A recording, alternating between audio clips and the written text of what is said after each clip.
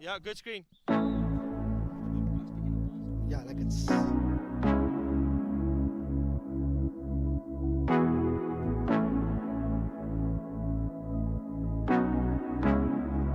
These guys. So he's got on. Just working.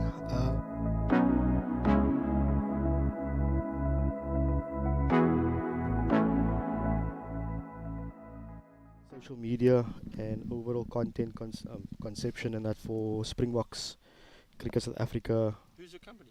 Moonsport. And Yeah, we are coming to you live from the beautiful Cape Town. It is absolutely showing off today. Barely a cloud in the sky. So we come to you live from the foothills of Table Mountain. The Brewery Astro is where it's at for this first game of what is sure to be a festival of hockey today. It is the SACS under 14A side going up against neighbours Rondebosch. As we look through the SACS under 14 side, keep your eye out on Rhys Tienis. He's the man with the orange boots. Plenty of skill and pace on that young man, as well as Lita Cry. He is a powerhouse figure, lining up currently at centre forward for SACS. He's certainly one to look out for in the future. SACS playing in their traditional plain white tops and the blue and white hooped socks. Be playing from left to right in the opening half. Rondebosch in their traditional royal blue and navy blue sweaters will be playing from right to left. As we count down the seconds then to this first game, did mention that it is a festival of hockey today. It gets underway right now with under 14As. Be soon followed up as we go through the age groups, all counting out to the big one this evening when the first teams take to the field. I am Tariq Ibrahim, and I'll be bringing you the action all the way through. Joining me is a man that's no stranger to this part of the world. Many of you, if you've been around in the hockey circles for a while, you'll know a lot about Pierre Leroux. Yes, that Pierre Leroux, the phenomenal coach that he was with the Western Province men's side, picking up countless IPT wins. Pierre, nice to have you next to me today. No, Tariq, fantastic to be back on the hockey fields again, and good to see the schools getting back into action after all the COVID breakdowns we've had. Really good to see the boys out. Even we know that some boys are on isolation and couldn't play today, but those that are available are making the effort, and it's just good to have hockey being played between schools that love the game. Yeah, our thoughts and prayers definitely going out to everybody that is affected or infected by the dreaded COVID virus, and we wish you all a speedy recovery and hope to see you back healthy so that you can get back on the field and get back to everything that you love doing. As now we come through with SACS. That man, Rhys Tiernis, getting his way through. Snapshot! And just over the bar, but I mentioned it in the pre-game. Keep your eye out for that left link. That is exactly what he can do. Dangerous little run in on the 45 there, Pierre. Yes, no, he cut in nicely there, and guys left him alone a bit, so he had time to pull the trigger. Not sure if he's going to be happy with not getting the 3 points over the crossbar there. I'm certain that the next time he enters into the circle, the shot will go on target, as SACS once again comes down the right-hand side this time. Ball gets in to Cry, who has a shot. This time it's saved by the keeper and scrambled away by Rondebosch, but not too far as the ball gets thrown back in. Scramble stuff in the circle for Rondebosch, but they have managed to get the ball out and look for the long ball to try and clear the danger. If this is anything to go by in this opening 2 minutes, then strap in, folks. We're in for a very, very tough game.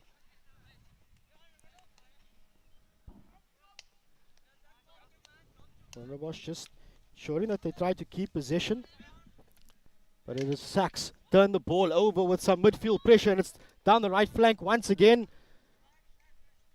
Referee says nothing wrong there as the players battle it out. Yeah, SACS putting the pressure on, yeah, just keeping inside the Rondebosch half, keeping them on the back foot, which is a good tactic if you don't want to have to chase down the field. There's Lita Cry on the back end like he loves, and the tapping. And the referee says, yep, that's a goal. Lita Cry does it all on his own, takes the ball from the right-hand side, weaves his way through the Rondebosch defense, and somewhat of a lucky touch off the Rondebosch defender's stick that nicely just tucks it into the far corner. But in saying that, you got to take your chance when you get in the circle, and Lita Cry has done exactly that, and he puts SACS up 1-0 inside the opening 3 minutes. Once again, pressure from SACS as it comes out. Tiernis this time on the back stick, and man, oh man, has he made Rondebosch pay for that one, giving him acres of space on the left-hand side. And that backhand shot, Pierre, it's probably as hard as anybody can hit on the front end. That is Rhys Tiernis on the back end there, and I think many under 18 players would be happy with hitting something that hard. That then rocketed across to the far corner. He's going to be happy with that, because you don't get those right often, and when they do, oh man, they were sweet. Yeah, I mentioned it earlier on with his chance. It went over the crossbar. That you're going to give him another chance, he's going to take it, and he done exactly that. So he's 50% strike rate at the moment, and he's certainly one of the players that we got to look out for. That man on the ball again. It's non-stop pressure then on the Rondebosch side as they once again turn the ball over in midfield, and Tiernis goes now on a little bit of a run down the left-hand flank. Tries to get the ball across, and comes off a Rondebosch foot, but advantage still his way. Enters the circle on the forehand this time. Dangerously so, says the referee. One And of that the just Rondebosch shows boys you. are down there. I think that hit him hard on the ankle. That just shows you what Rhys Tiernis can do and what he is capable of. That was point blank. Ball absolutely smashed, and that's not something that you want to feel. That is painful. Now, unfortunately, the shoes you wear don't have much padding, so They might cover your feet, but when a ball hits it, you definitely feel it, and especially when a guy's hitting on the back of the stick where it's flying. I think that's Tom Gordon on the ground there. Yeah, he looks like he's worn that properly. Yeah, from a coaching perspective, I mean, you're inside the first 5 minutes of the game. You find yourself 2-0 down. You're losing possession quite often inside the midfield. In a situation now where you got a chance to speak to your players, what is the message you're trying to get across if you're the Rondebosch coach? I think so. Damien Sparks is the Rondebosch coach, and in his day, a fantastic player. So in his day, when he's a schoolboy, still plays hockey for ECT. I think the kind of tactics he normally employs is trying to get the ball out of his half. He'll be hitting balls down that side, trying to put the ball in the opposite side of the field, and then put the pressure on. So rather get the ball out your half, just get it into that side of the field, and then send your people up to the field just to keep the pressure on the SACS defenders. We haven't had much pressure yet, so they haven't really been put under strain, and we can't really see how they've been playing. So I think if I know Damien is going to be sending the message to his guys about getting the ball out of their own half first and foremost, and then playing the game the other half and seeing what kind of pressure they can exert. Hockey is an interesting game. When you play on the back foot, you end up going backwards and more backwards, and you need to get some forward momentum to feel like you're going forward in the game. So Tom Gordon then just being seen to at the side of the field as game gets back underway with Rondebosch in possession on their 16, and this time winning that 50-50 ball. But that man, Rhys Tienis, once again turning possession over quite easily for SACS. So they are maintaining the pressure then on the Rondebosch defenders. I'm pretty sure that there must be plenty of confidence running through the veins of these SACS players, coming off the back of a massive victory over Fairmont last week on this very same field. So as you can see, these guys, they're just throwing the ball around, finding each other with relative ease, and commentators curse as I say that they turn the ball over. Rondebosch now got some possession close to the SACS 22. Let's see if they can string some passes together. Unfortunately, just losing a little bit of possession. Long through ball by Rhys Tienis to Chadwick, who unfortunately mishits it, but Peter Rainham in goals is properly good there. Excellent work from Rhys Tienis to find that man deep, hanging high inside the opposition circle. And Pierre, as a former striker, that's what I absolutely love to see, a striker stretching the field as far as he can, and in those sort of situations trying to make yourself available for that long pass. That is, it's a catch-22. Strikers always like to hang high, but when the ball comes, you got to go fetch it as well, which they did really well. They just didn't finish it quite nicely. Tienis this time tries that backhand pass across the face of the D and doesn't quite execute it properly this time. I wonder if injuring his opponent probably in the back of his mind and tried to take it a bit too easy and ends up topping it just a little bit. But the pressure remains then on the defense of Rondebosch. They get the ball out this time. And as good as Tienis is on attack, his defensive work thus far has been sublime as Cry hits a big one over the crossbar. Cry this time trying to get himself into the action, wanting to get another goal for his side. And I was mentioning here, Tienis, yes, he's exceptional going forward, but his defensive work thus far has been on point as well. So he's also a very good indoor player. Plays for the Cape Seals. And a lot of indoor, you've got to be low on the ground, even if you're a forward, and there's a lot of defensive work involved. So I think that indoor that he's been playing really has boosted his defensive work. Ball into the circle. Peter Rainham in front of it again. I see Rondebosch, Tom Gordon's walking on the side, so it looks like he's going to come on again. Josh Beattie was dropped into centre back and has been a sterling job there, just getting the ball out. Cry on the ball. Sends it out to the left-hand side, which has been a favourable attacking side for SACS thus far in the opening 10 minutes of the first half. They look to change the angle by coming down the right and spoil the ball this time with Cry working back, which is nice to see from your centre forward, working back hard to try and win back possession, which he does. He goes now on a looping run. Excellent skill shown by the young man. Trying to link up with Tienis, and unfortunately for the Rondebosch defense, just getting themselves in the way, and first short corner of the game. Yeah, we'll see the SACS team. We've got 2 drag flickers in operation today. Lita Cry and Reese Tennis, like we said, the better strikers. I'm not sure who they're going to go to first. Normally, Tennis likes to get them off first and have a nice high flick. Let's see if they surprise us. Seems like Josh Leroux then, just having a word with the injector, maybe just telling him what to do and where to go. Chip off the old block, perhaps? Just keeping the intel going there. So as we await Rondebosch boys just to get themselves settled in. Circle is 2 castles set up then for SACS. But you don't often see it on a 14 level. It goes to the inside to Tiernis, who goes on his back stick, has the shot and too high. This time it's got to hit the backboard. Remember, if you are having a shot off the top, it's got to hit the backboard. The only time you are allowed to get the ball in the goal without touching the backboard is if you are drag flicking or if there is a deflection. So the score remains then 2-0 to SACS after just over 11 minutes of play as they win back position. Acres of space on the right hand side. Ball gets sent to the baseline and it's a nice little drive down there, protecting the ball nicely. Sends it across to the P spot, very dangerous. And the referee says, at least the umpire says, another short corner. So hopefully this time the SACS boys can get that injection properly.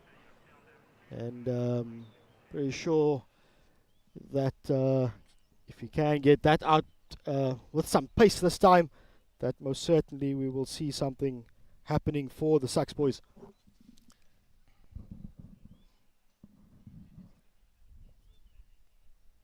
So the injector just throwing some water down on the spot. For those of us who've played on a sand-based astro, when it comes to pushing out the short corners on a sand base, you want that extra bit of water just to help it along those first meter or so as the ball comes out. Much better this time. Tiernis sends it to Leroux. Leroux, acres of time, picks his spot. And it's a good save from the keeper. No, it's not. It goes agonizingly wide on the inside, coach. No, normally you want your player to go far post there. I think his coach needs to speak to you about those kind of things. Too much time, I think, get on the ball to make the choice. Tiernis once again winning back possession for SACS in midfield, and as much as Rondebosch has tried to go down that way, Tiernis has been in the way every single time. And one just feels that Rondebosch probably just needs to try and get themselves properly settled, link up the shorter passes just to build that confidence a little bit more, and then try and upgrade from there. Feel that they perhaps are looking for longer passes, and that's going a bit disarray for them. Yeah, I think SACS are picking off those longer passes. It's almost as if they're waiting for them. And you're right, a couple of small passes and the big passes do open up. Once again, Tiernis turning over possession, cuts back on the inside. It's a very dangerous run from the left link. Enters the circle off the wrong foot, and deflection time for SACS as they go 3-0 up after around about 13.5 minutes. Once again, just exceptional work from Reese Tiernis on the left link, creating the danger. I think that shot was going wide, but Chadwick was in the perfect place to give it the late cut into the goals. Good that he stayed there to back in case the shot goes wide. So a real good forward mentality, hanging on the far post, expecting to see if the shot's going to go wide so you can tap it in. As we have a mid-half break, with COVID, there's been a call that you play chuckers, so there's going to be quarters played instead of the full half, just to get the players a bit of a break. Having come back from a long break from playing hockey, you don't want them to play a full half and pull some muscles and not be used to it. So a quick little 1 or 2 minutes for the coaches to throw some information back on board. And I'm sure Rondebosch are going to just think carefully about how they're going to be able to get the ball out the back. I think a key thing there was Tom Gordon going down. Him having a big clearance out the back that can just get it up the field a little bit faster. And they had a patch there where they had to play without him. I think he's back on the field now. But having that person at the back that just got a bit more strength to pass it through to your link so you can then turn and link up with the forwards, just gets you out the back more easily. And I think they've just struggled with that aspect of the game. But then again, SACS have been cutting everything off. There's been a blanket of white shirts in front of Rondebosch, and they just seen SACS boys all over the place intercepting and picking the balls up. So hopefully we can see a turnaround here, that the Rondebosch guys get a strategy going to get them outside their half. What's been good to see from the SACS guys is that the defenders are not just chilling inside their half and allowing the links and strikers to do the thing. They wanting to get themselves involved, and they pushing themselves up and basically camping inside the Rondebosch half, which is something you don't often see with under 14s. Just, game knowledge wise, you tend to find that, especially the sweeper, he's the one chilling on the 25, having a chat to the keeper.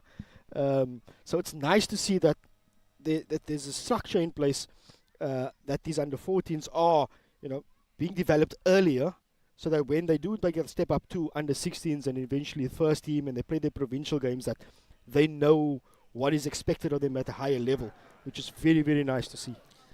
Yeah, the SACS coach, James Peverley, has been on the block a couple of times. He's an experienced campaigner. And so the kind of tactics that he does employ with the guys is first of all get them to think about hockey. Because the way you play it when you get to high school isn't just hit the ball and run. It's where you hit the ball to and where you position yourself. And so I think that's part of his coaching strategy, is getting the players thinking about the way they're playing the game and where they're playing the game, which is something you need to do at 14, because very quickly you're in the under 16 age group where it's all happening very fast, and the next thing you know, you're in the under 18s and school's finishing. So getting it right at under 14 is very important. Tom Gordon got the ball. He's back on the field. Good to see. So Rondebosch then getting the second chukker underway, trying to find some space up the left-hand side, which they do, but easily cut off by SACS as they interchange position a little bit in and around the 22 of SACS. It's the first time we've seen Rondebosch this side of the field today, and unfortunately one stray pass kills their little bit of momentum that they had built up and allows SACS then to retain possession. But good press being shown by Rondebosch. That's a very good press. They got everybody forward, really keen to get SACS on the back foot here, and they won the ball. There's the benefits of that high press, then just putting extra little bit of pressure on the defense. But on the flip side, when you do lose possession, takes one pass and you're on the back foot as Kraai comes away with the ball, goes on the one hand, looping run down the left-hand side and looks for the infringement, but the umpire says, not today, son, as Tienes gets the ball back. He's now chance to show off his skills. Good tackle in the end. I think the umpire is blowing up that one for the first challenge, but just shows you how quickly this game can transition from defense into attack. Yeah, if a couple of personnel you've got that can do that, and Kraai and Tienes are those kind of players. I think when the SACS do win the ball at the back, they're going to try and find them to carry the ball forward, being athletic and fast. LaRue carrying the ball in the circle, but Josh Beattie tackling him just as he entered there. Good tackle. Josh Beattie and Josh LaRue play together in an indoor team, so they know each other well, so there are no surprises coming when they play each other. LaRue finds Kraai and tries the upright backstick. Is probably the hardest shot in the book to get off cleanly, and he not only got it off cleanly, there's plenty of power behind that one. Unfortunately though, for SACS, it flies over the upright, and pure, these kids are under 14 and they're hitting upright backstick so pure. And he's also a very good cricket player, so it does come in handy, the cricket skills sometimes on the field. Well, there we see this little errors that are costing Rondebosch in the early stages of this match. When the little errors start piling up, it does make a difference in the end, as LaRue under a little bit of pressure but gets himself out of trouble. Acres of space on the left-hand side, and it's nice to see that the Rondebosch boys are not giving up. They still wanting to get themselves stuck in, wanting to make the tackles. So easily you can find yourself 3-0 down early in the game and you just decide to give up. And it's nice to see that their heads are still up and they've still got the positive mindset.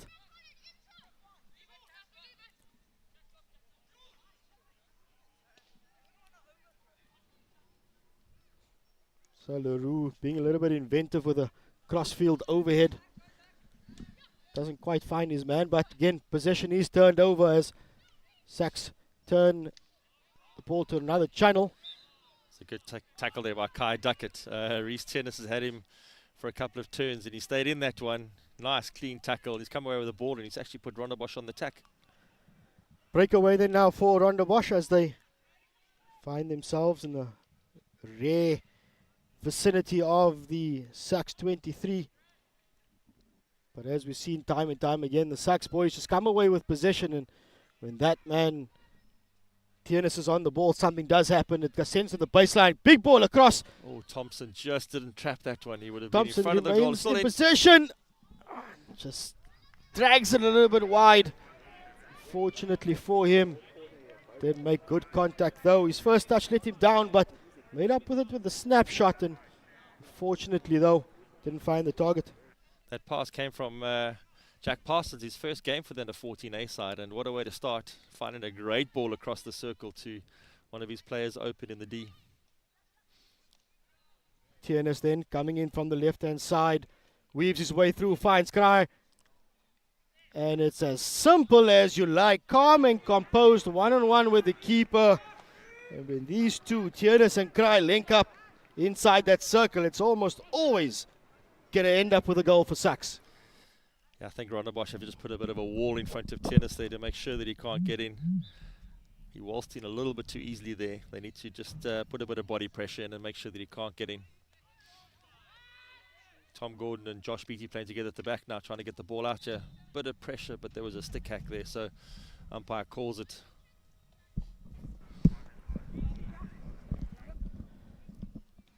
The SACS under 14 side, you can see they're well drilled. Everybody knows exactly where they need to be in what situation, and the signs are good. If this side can stay together all the way through to first team level in about 4 or 5 years' time, this SACS team is going to be one to certainly look out for. Josh Beattie coming away nicely there under pressure. Pressure being applied by Ashton. And just got himself out of trouble there nicely. Nice stick work low to the ground.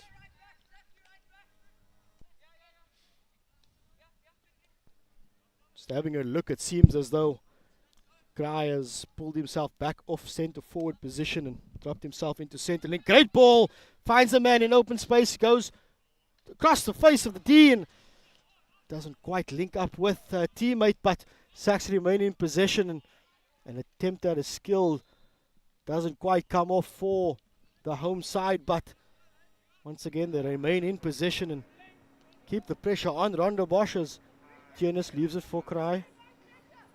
Kraai gets the self pass and decides to try and take on the first defender, but is well tackled. Kai Duckett again, really getting in the way there nicely and blocking that run down the sideline. Down the baseline across the face of goal, and once again another goal gets in the box for SACS. They've pushed themselves 5-0 up. And on this occasion you can certainly say that one was fortunate. I think Ashton Bright's going to claim it, but he was trying to pass to his mate. Hit the Rondebosch stick or foot, we couldn't see from here. I think it was a stick and it went in. So we don't get own goals in hockey, but that would have been an own goal in football. An unfortunate own goal.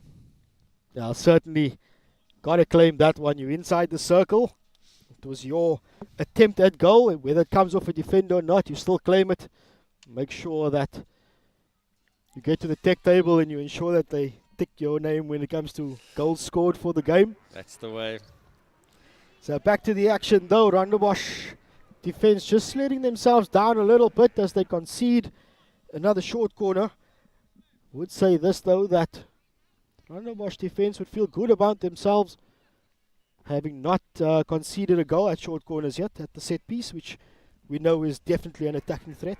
No, it looks like SACS have set up here, but just they've got to get the injection straight. And then also a bit more composure. I think when it has popped loose, they've just taken a big swing at it and hoped and hit everything but the target.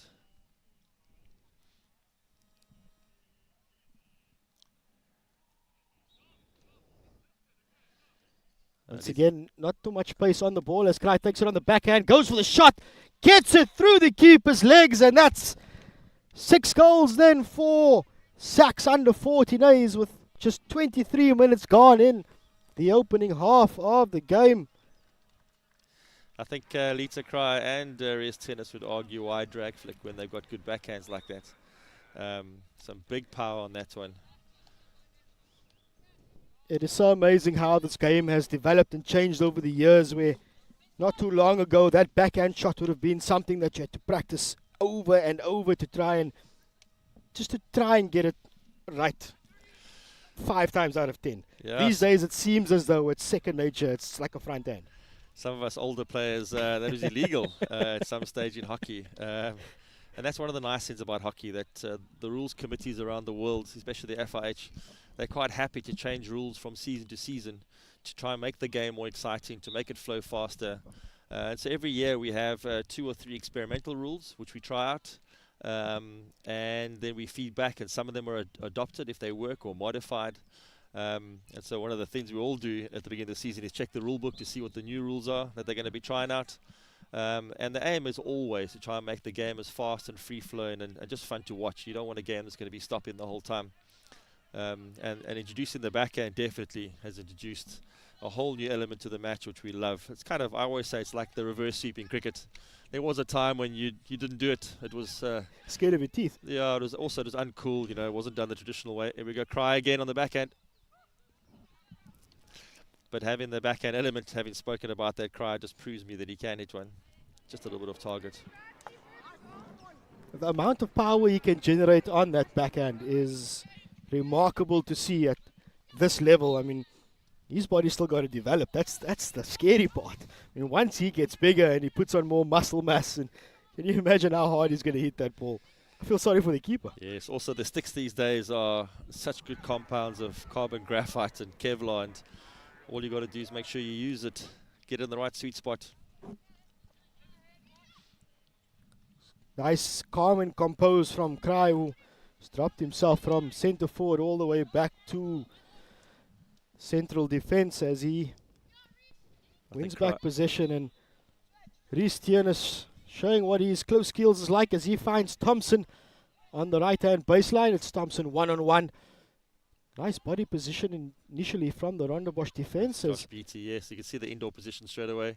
Forces SACS to go back, as one wild swing is all you need sometimes. Leroux mopping it up at the back, trying to link up with the player, but bit of a rash pass as goes over the touchline. Zach Redfern there. In fact, they're very good friends, so I'm sure they're going to be chatting about that missed pass after the game. I think that's so nice about having super sports schools broadcasting these games, is that at under 14 level, when you're done playing, you can go back and go and look at the game and watch the game all from over and see what you've done. I mean, it must be phenomenal, especially for coaches at this level, to be able to have the facility like this where you can go back and review plays and the matches that you've played. No, it is. And also the parents. The parents are all watching right now, and those that can't watch, they can catch it up tomorrow or the next day, or maybe when the son's at home, and they watch it together and they talk about it and enjoy the experience together. And that's been the real good thing. Normally the games are played on a Friday, and that's it. And if the parent couldn't make it, you know, you hear about the story secondhand. But at least I'm pretty sure I know of a couple of parents that are sitting on their couches right now. In fact, I know of a couple in their office that's pretending to work. That's got their mobile device open on the app.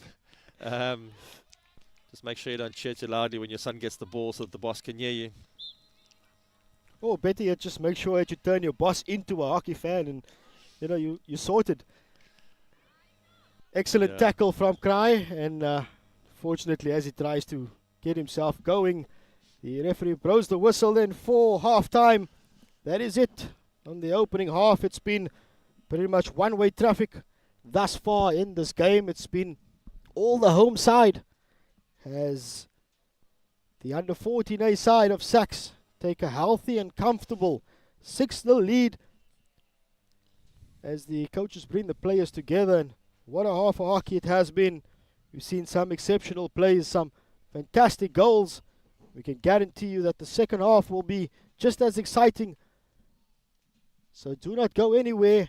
In the next few minutes, we'll be back.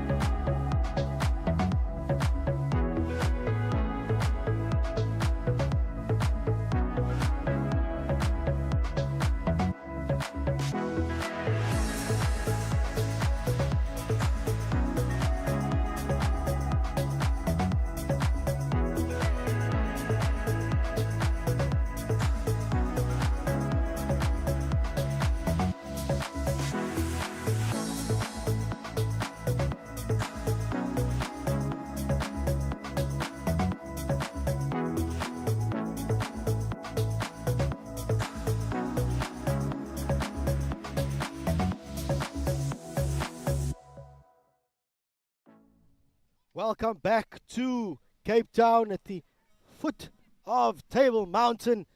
Absolutely stunning venue. This is the Brewery Astro at SACS Hockey Club, or at least at SACS School. It's an absolutely glorious AstroTurf. It's a great day for hockey. And if you've missed out on the first half of this game, where have you been? It's been an absolute showcase from the SACS under 14A side, running absolute riot against the Rondebosch team. It's the home side SACS that find themselves 6-0 up, and much of that has been down to that man on the ball. Lita Cry. He's the man with the green boots. Plenty of athleticism in his body. Plenty of power in the shots that he has taken. We've seen quite a few of his backhand shots zinging past the goalposts of Rondebosch. But it's much as it is individuals that can turn things around. It's been the team effort from the home side. Everybody seems to be well oiled and well drilled, and that is why they find themselves 6 goals to the good over the Rondebosch team, who in their own right have not given up. They've kept plugging away. They've kept fighting. And that is nice to see, that even though you conceding goals regularly, you still manage to keep your head up and keep fighting. As Leroux turns the ball over, then on the left-hand channel, makes a dangerous run across the face of the field, and Rondebosch sending plenty of men back as Cry on the ball finds space on the right-hand side, links up. It's a 1-2. Cry with a point-blank shot, and Peter Raynham, good save. got to be brave to be a keeper, and especially in a situation like that where somebody like Cry is taking a full swing from 5 meters out. That was brave keeping. But they always say the number one job of the keeper is to get in the way, and he did that very well there. Leroux finds the foot. Neatly done there from the young man, just trying to settle things down as he sets up this next play. Surveying his options, decides the self pass is the option, goes on his own. Good tackle coming in from Dom Ellis. Dom Ellis as wins back possession. It's probably the first time that we've seen SACS being caught in possession like that in the one-on-one situation. That was a very good tackle by Dom Ellis. Just got nice and low and didn't fall for any of the flashy stick work. Just watched the ball. It's always a trick in tackling. Don't be fooled by all the body language and the actions that are going on off the ball. It's the ball that matters. Good run down the baseline, but an equally excellent tackle coming in from Rondebosch. It's SACS. Carl Jones trying to go around the outside, just getting caught as he about to enter the circle. Zach Redfern going back to Carl Jones. A lot of people in this corner of the field. Good 1-2 pass. We're in the circle. Can they find the extra one? Comes off the body of the Rondebosch boys, and a few of the schoolboys in the background. Looks like it's possibly the under 16s, so keeping a close eye on the game and cheering what is happening. They'll be up shortly. After this one, we've got the under 15s. And that'll be followed by the under 16A boys. And they'll be followed up by the second teams before the first sides get their chance to shine on the Brewery Astro, as we just take some time for the Rondebosch defenders to collect their protective gear. They forgot to collect it at the end of the first half, so unfortunately for 2 of their players, they've got to make the long run from the one post to the next. They got the short straw there and had to make the full run of the field. It's enough you've got to run so much on the field, and then your teammates do something like that, and you've got to go and put in some extra mileage in your legs. But it's so important, that protective gear. Having a mask on just for deflections and something coming off, it's the last thing you want is to have an accidental ball against the nose, or even if it just in the loose play, a stick gets swung and people get caught by a stick. You just don't want that to happen. Good push this time. It's Leroux on the ball, gives it to Cry, goes on the slap, and it was going wide, but the Rondebosch defender probably tried to leave it, but made up his mind too late, as The pressure remains then on Rondebosch. It's Leroux who finds Cry at the top. He's got space, decides to run with it on that back stick of his. It's a very favoured backhand that he does have, and even though he's been getting plenty of power behind that backhand, unfortunately the direction today has just not been there. It's always just been flying agonizingly wide for the young man.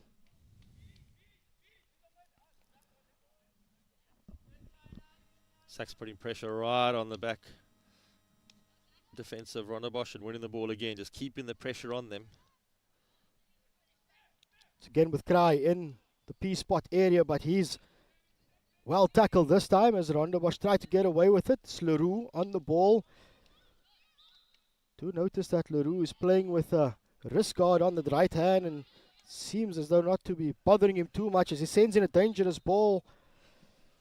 And on this occasion the umpire says come off the backhand of the stick. So Rondebosch might be in possession, but they remain under pressure inside the 22 as we see the massive hit coming in, and dangerously so. And just as Rondebosch thought they can get themselves out of pressure, they're back at it with Leroux on the ball. Self pass, gets past 2, sends it into the D. Tried to win the shorty, but nobody there. Now Cry goes down the left hand side, looks for the far post. Good save from the keeper. Good save then from Raynham in the goal. It's Leroux back in position at top D, but he's gobbled up once again. And here comes Rondebosch looking for the counter attack. Good tackle from Redfern, who sells the dummy on the second chance, gets the ball into the D. And Tiernis is there on the backup as the Rondebosch defense gets the ball. Tiernis is there to apply the pressure and finds the foot, and it's non-stop pressure from this SACS under-14s. I think it's getting a bit messy now. They're trying too hard. Sometimes, you know, hockey, you need to just take a step back and breathe a bit. Both teams, I see the Rondebosch defense trying too hard to smash the ball out the back and being a bit careless. And then SACS, when they win it, trying to rush to score a goal and making mistakes. And we can see the teams haven't been playing much hockey in the last 2.5 months. You can see the rust. Trying hard, but just a couple of small errors here and there. Thompson gets some extra power behind that as it ball is taken into the P spot and sent back to Tiernis, who nonchalantly just bunts the ball into the far corner. It's all too easy for the SACS under-14 side. It's an assist for Kyle Jones, it looks like it is. Yes, and yeah. Tiernis getting his third, I think, of the game. As said once again, in that crucial area of the P spot. It's nice to see that. That is what I love to see here. People filling the critical areas, as we call it, P spot, far post, so that you know exactly what the ball carrier at least knows where his teammates are. Yeah, they train that quite a lot at this level, which is good because you don't want to go all the way to the end of the D and squander chances.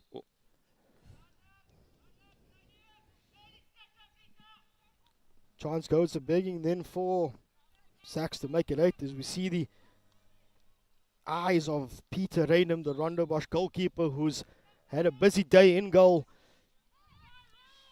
Yes, it might seem as though he's conceded 7, but he has made some crucial saves in between all of that, and there's only so much that one player can do. As Rondebosch in possession then down the right hand side as Tiernis works back, and he works back hard to win back possession, and that's excellent work from that young man, showing that he doesn't only have the attacking prowess, but he's got the work rate to get back and help his defense out.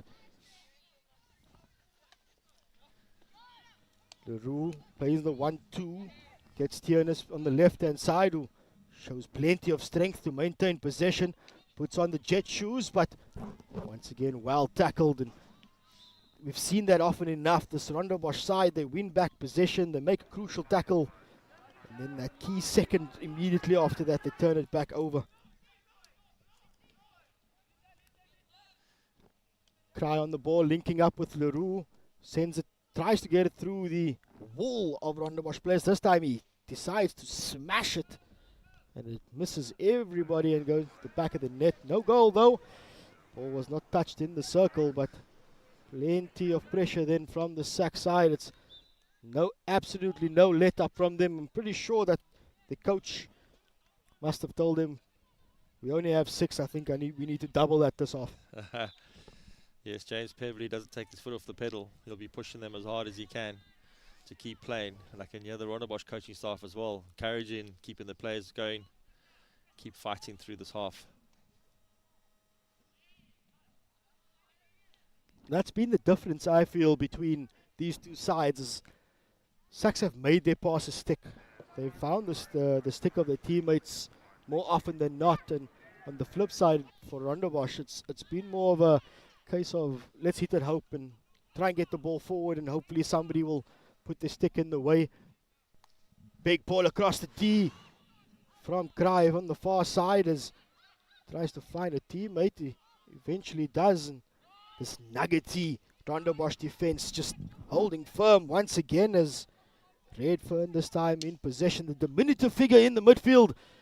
It's always nice to see the smaller guys throwing themselves in, getting themselves involved. It's not all about the Reese Tierners and the Lita Cries, the bigger boys. It's about the little guy too. No, it's always everybody at this age is going to have their growth spurt at some stage, and some are early and some are late. They're all going through that at the moment, so the boys getting used to their body shapes and sizes.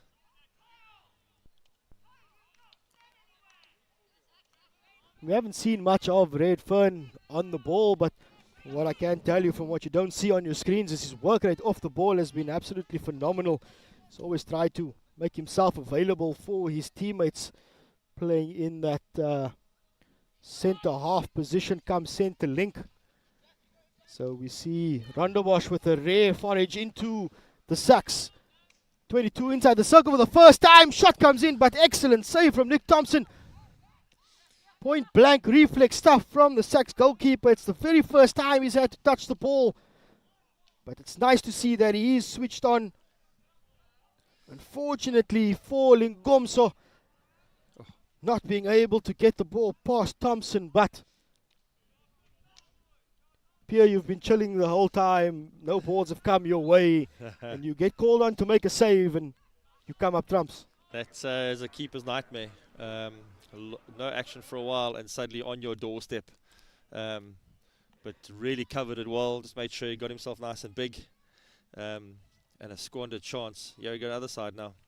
Cryer lays it off this time to a teammate who shows a little bit of composure. Back it comes to Cryer, who fakes the backhand as he wriggles his way past 3 defenders on the P-spot. Goes for the flick and finds the bottom corner to bring up the 8th goal for the SACS under-14 side. And excellent composure from that man, Lita Cry.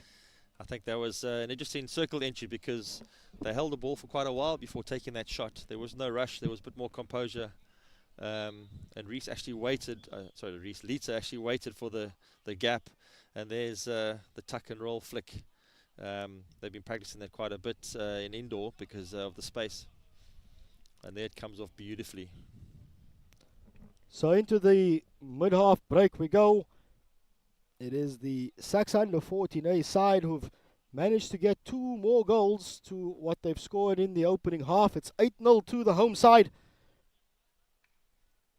And I gotta say this, that certainly the Rondebosch under-14 side's been under plenty of pressure in this 15 minutes that we've seen, but they've held their own compared to what we saw in the first half. So definitely that halftime team talk, it did its job. I think as well, been off for a long time, not playing hockey, getting themselves back into how we do things, reminding themselves about where they move on the field. Match fitness is a big thing, knowing to where you stand, understanding how to read the game. And so you can actually see it live. You can see the Rondebosch team figuring out as they go, reminding themselves what it's about. And that's what these games are for, just to get the ball rolling again, get the boys out and playing, and just getting them running. They're 14-year-old boys that just need to be let loose a bit on the field, burn some energy. The parents will be loving this because they might sleep like babies tonight. Pretty sure that just the parents seeing their kids out there playing a sport that they absolutely love is heartwarming enough for them. As we have a look at Miguel, the first team coach of Rondebosch, lending a hand to the under-14s, trying to gee his players up a little bit, and I'm pretty sure that the message there would be, guys, just keep doing what you're doing. You know, it's hard at any level to control one or two absolutely exceptional players. So, you know, as a team, just try and manage it as much as you can on the field, which I feel in this 15 minutes they've managed to do that pretty well. Yeah, they've actually figured out where to get in the way for Tennis and Cry, and they've been struggling to get through. They have scored a couple of goals, but that has been a good sign. If you want to get better, you need to play against the better people and feed from them and see how it goes. So a couple of boys in the Rondebosch team put their hands up there. Dom Ellis made some great tackles in the middle of the field.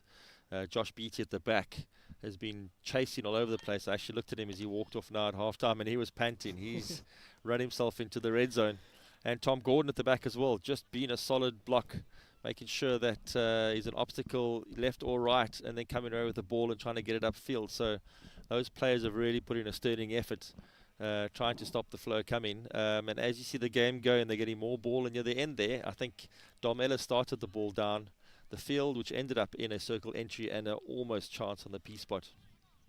Yeah, I think we've got to make it known that, you know, players like Lee de Kraai and Rhys Tienis, they don't come around that often, where at the age of 13/14, they're able to do what they are doing currently and what you see them doing on the field.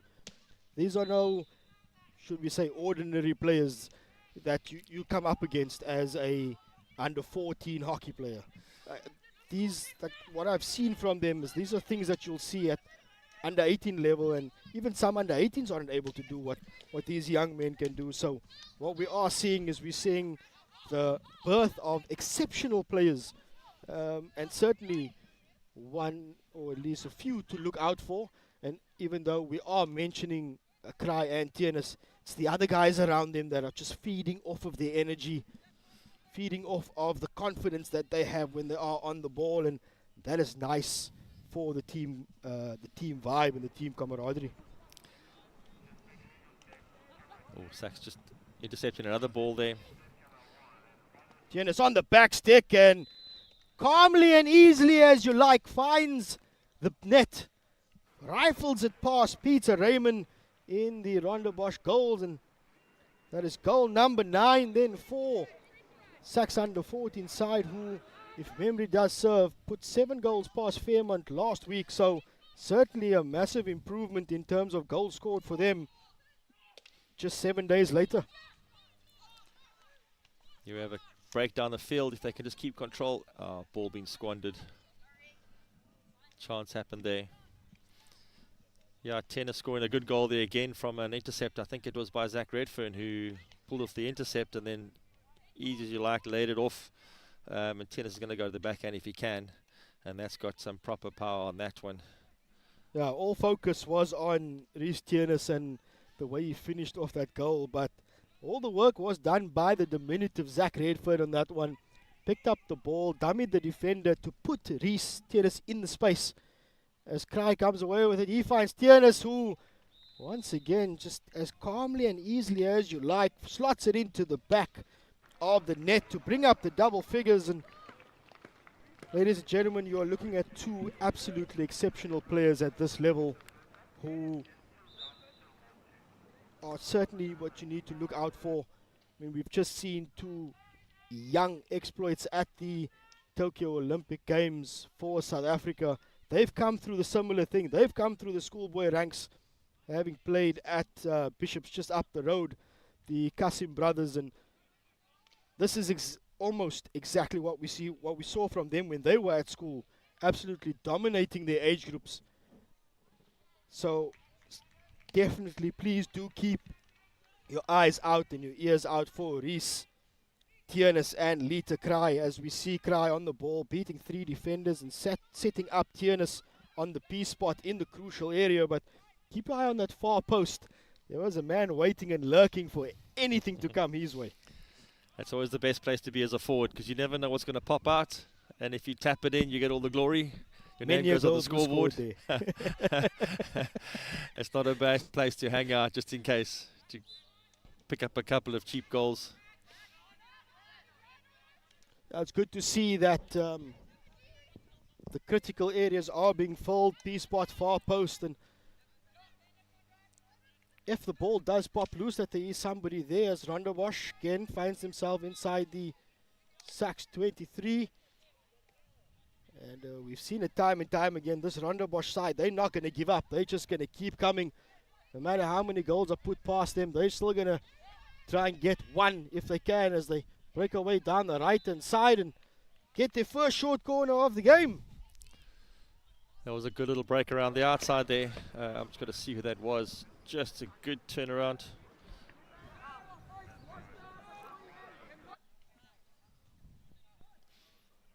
And then finding the foot inside the circle. Congested circle, not much space. Easy thing to do is get the short corner. Immediately 6 SACS boys get kicked out to the halfway line, and you made your life a lot easier just facing the 4 players and the goalkeeper. So a first look then at the Rondebosch short corner battery. Josh Beattie is normally the flicker for them with the orange boots on. I'm pretty sure he's going to back himself to go top left, nice and high. That's his favorite position. Oh, again for the variation. Goes short, looking for the far post tip in. Comes off Tierna's stick and in the air. And umpire says it's another short corner. It fooled you on that one going in That the was short. a good variation to Tom Gordon. And again, we didn't see all the players on the right-hand side running in because Tom slapped it across. They were all looking for the deflection. Just caught Reece Tennis' stick. Caught me by surprise. Josh Beattie looked like he was seriously aggressively going to flick that. He had all the right body movement. I'm sure the SACS boys fell for it as well because nobody ran to Tom Gordon. Reece Tennis had to turn in his stride there. Once again, they go short. It's smashed to the far post, and there it is. Just reward for this Rondebosch side, not giving up. Ball being played short on the short corner, smashed across the face, and gets the far post tip in from one of the defenders. Tom Gordon hit that so cleanly. I'm not sure if it was Aiden Hughes. Hit it very cleanly instead of going for deflections and getting the reward, and SACS straight back into it. Rondebosch getting themselves on the scoreboard, showing that fight, showing that they're not going to give up, showing that regardless of what the scoreboard says, they're still here to play until that final whistle goes. And the rare occasion that they find themselves inside the SACS circle, this was only the second time that they got themselves there. The first time it was a good save from Peter Raymond. And on this occasion, though, apologies, the first occasion was a good save from the SACS goalkeeper, Nick Thompson. Yes. And on the second occasion, he was beaten by a very powerful shot that took a wicked deflection off the defender. So this Rondebosch team showing that we might be down by 10 goals. We're still going to come back at you. We're still going to get ourselves on the scoreboard. So big props to the Rondebosch under 14 side for not giving up as they find themselves on the back foot once again. Cry with a big ball, finding a fellow striker inside the circle. Chadwick just not controlling that. Ball popped up and landed on the back of his stick. He's going to be upset because he was on the P spot with just the keeper to beat. Another big ball finds Chadwick. This time he controls it. Finds a teammate on the far post. It tries to find Tiernis at the top D, but James Beattie getting himself in the right position to intercept that ball, and Rondebosch defense continues to fight.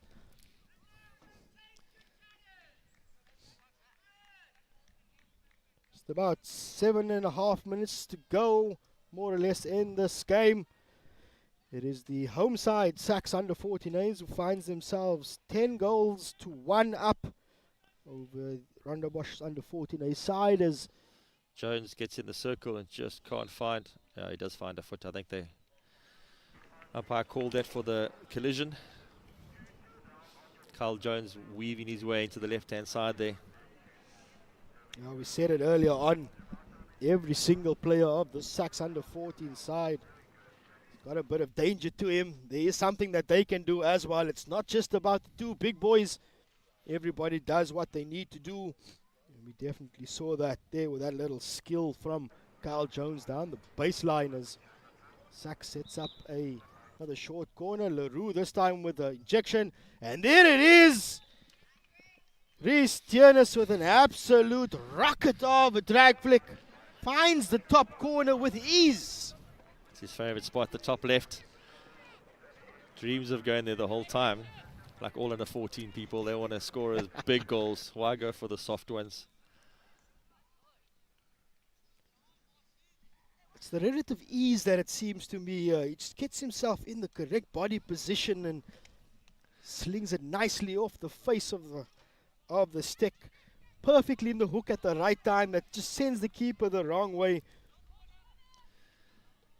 We have to give him credit. He does a lot of work on his drag flicks. He comes up early in the mornings. They have sessions where he gets to wake up before school for an hour and just get on the pitch and get working on them. So he isn't just a natural. He comes off with a lot of hard work. All the drag flickers do. You don't just do it accidentally. And those are those flicks that pay you off, that remind you why you wake up in the morning early and do all the extra gym sessions you need to do to get a bit of glory in the match. So he'll talk about that for a long time, I'm pretty sure. In fact, I'm sure he's going to tell his drag flicking group on Tuesday morning that that's what he did. Can you guys see the replay on Super Sports Schools? Yeah, that's just the thing. Like, in years gone by, you got to tell people and you got to hope that they believe you. He's got evidence now that he's done it. He can go to that group and say, listen, I scored one, top corner. Here, have a look. Just presses play on his phone and everybody has to believe him. Yeah, I can see that happening. His friend's been reminded. Tienes once again in possession. Links up with Leroux, who's got acres of space. Sends the ball into the top D. It looks like Jones on it. Yes.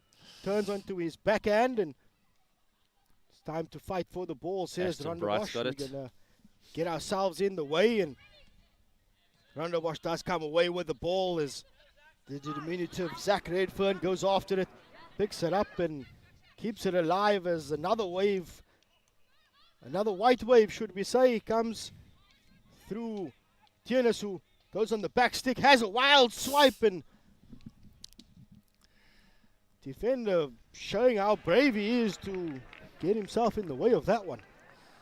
I think the umpire blew because Reece Tienes hit it with the back of his stick there. I think he lost his balance, so when the stick came through, it went over the ball, and you get that top spin effect. But still, the defender did well to keep his eye on the ball and not wear it. A rare overhead from Rondebosch. We've seen them just try to smash it through the wall. The white wall, that is SACS' defense, as Leroux picks passes with ease, finding Kraai on the right-hand side, who goes on the run, lays it back for Tienes, and this occasion possibly gets a little bit too ahead of himself as one big ball finds Lingomso for Rondebosch. It's 1-on-1 with the keeper. Out comes Nick Thompson. Makes a good save. Lingomso gets a second bite at the cherry. Aiden Hughes on the line, being the extra goalkeeper. Nice and brave. He ran around his keeper intentionally there to make sure that there was extra cover because Thompson was on the deck. And he'll be talking about that as well. As much as the forwards like scoring goals, defenders love saving the ball on the line. Fantastic effort there. We'll see it again. Yeah, Thompson doing very well to go low and cut it off, but the ball popping loose, and Lingomso just lining it up again, chipping it beautifully, but Aiden Hughes on the goal line. A good presence of mind from Lingomso, who coughed up the possession, or at least as a result of an excellent challenge from the goalkeeper, Nick Thompson. Lingomso had the presence of mind to stop his momentum as quickly as possible to get another bite at the cherry. Unfortunately, though, for him, it was Aiden Hughes who stopped the ball on the line to ensure that SACS does not concede another, as the referees have, or at least the umpires have called time on this one. It has all come to an end. An excellent game of hockey, an excellent display. We've seen some fantastic goals, some brilliant plays. It is the home side, the SACS under 14A side, who walk away with a comfortable 11-1 victory. No, it's such a good thing to see. A lot of these boys on both sides are very good friends off the field, and watching them high-five each other now and say, well played, excellent, no hard feelings. Everybody's enjoyed the game, and they've enjoyed just being out on the park, and I think that's the main thing, getting them playing again, getting them back into their stride, and just getting the game flowing. So that's been fantastic to see.